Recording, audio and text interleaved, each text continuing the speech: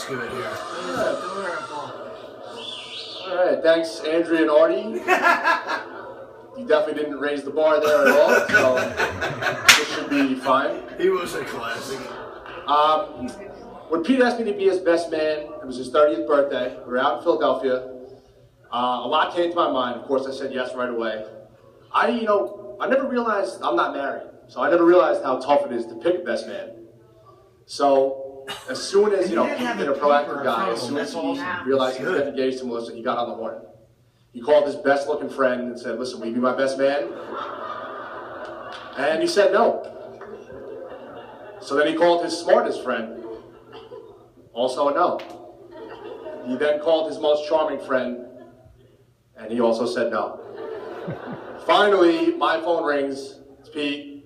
He asked me, and I'm not heartless, so I couldn't say no a fourth time. So here I am.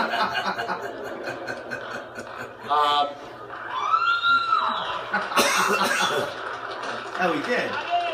So, everybody in here knows Pete from all different kinds of walks of life. Melissa's family, Pete's family, jiu-jitsu people. I'd like to get in a time machine, go back to the summer of 1991.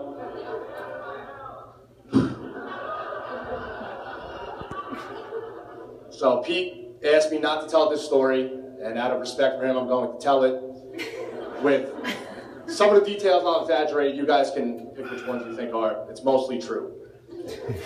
So we're in Melville, New Jersey. It's summer 1991, 7 years old. We're on a field trip for Haberstraw Town Day Camp to the rink, roller rink in Melville, New Jersey. It was $7. This was a sign of the times. It was $7 for the whole trip, and it was like not rollerblades, like 2x2 skates, like the two wheels. So Pete was kind of the scary kid in camp. He had the tail.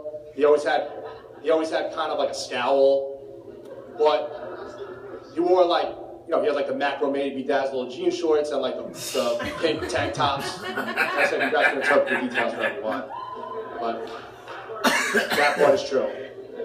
So you skate off, you're at the rink, it's lunchtime, you skate off, you get online, you get your pizza and soda and sit down. I'm not really sure who thought it was a good idea to give like 7 and 8-year-old kids like a tray with a drink and pizza on it and have them skate back to their table.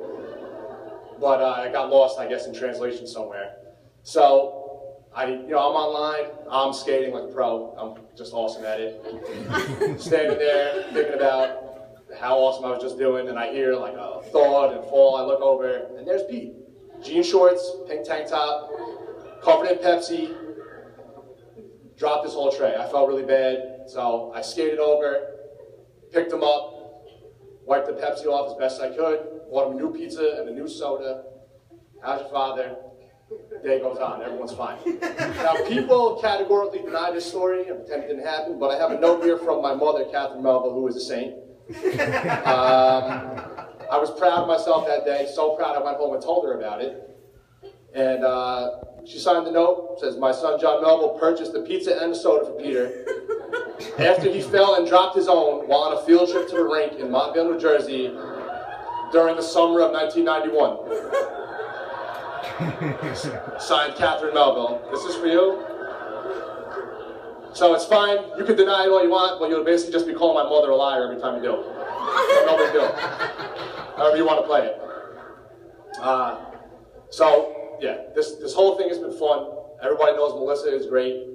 And knowing Pete all these years, that whole thing happened at the roller rink. 8 years later, we're 15 and he's at my house and we're playing WWF Raw on PlayStation 1 to date ourselves. That's how long ago it was.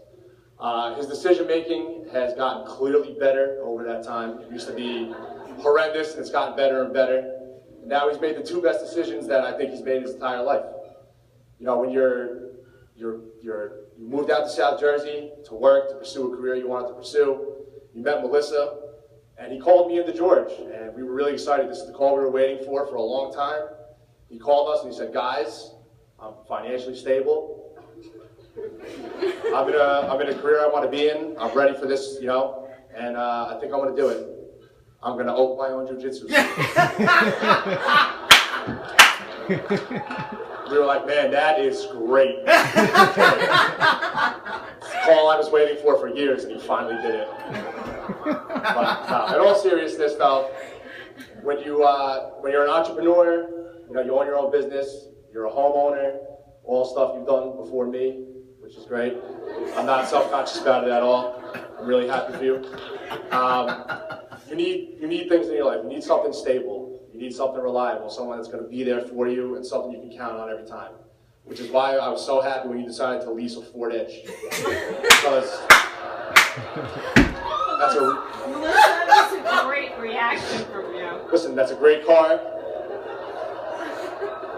That's so funny. GM is killing it right now, getting all the recalls. Ford is just putting out awesome vehicles. Good on gas. So,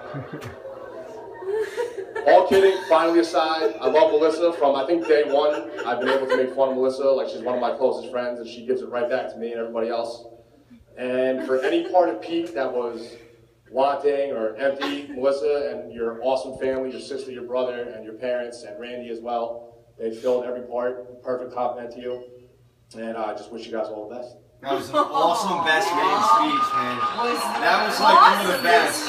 Best man speech I ever heard.